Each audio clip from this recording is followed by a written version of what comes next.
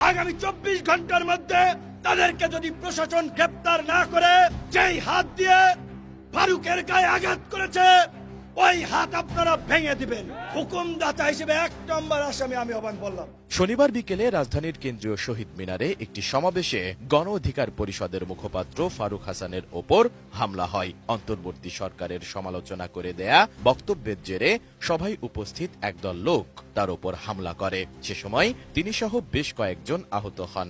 ফারুক বর্তমানে Dhaka medical college হাসপাতালে চিকিৎসাধীন।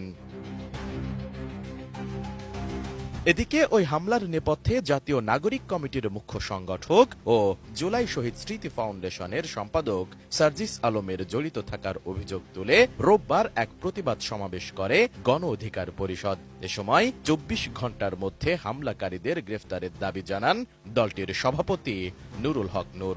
তিনি বলেন, আগামী 24 ঘন্টার মধ্যে হামলাকারীদের গ্রেফতার করা না হলে আমাদের নেতাকর্মীরা ব্যবস্থা নেবে।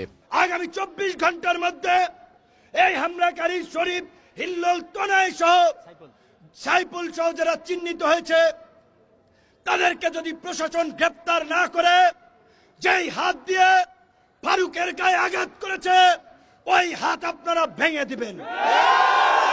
তার জন্য যদি জেলে যেতে হয়, হুকুমদাতা হিসেবে 1 নম্বর আসামি আমি আহ্বান বললাম।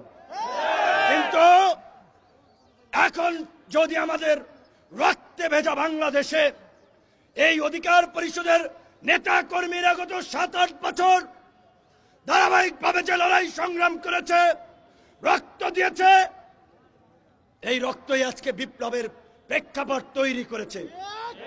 আমরা উপদেষ্টা হই নাই, সরকারে যাওয়ার জন্য আকুপাকু করি নাই, আমরা রাজনীতি করে নির্বাচিত জনপ্রতিনিধি হতে চাই।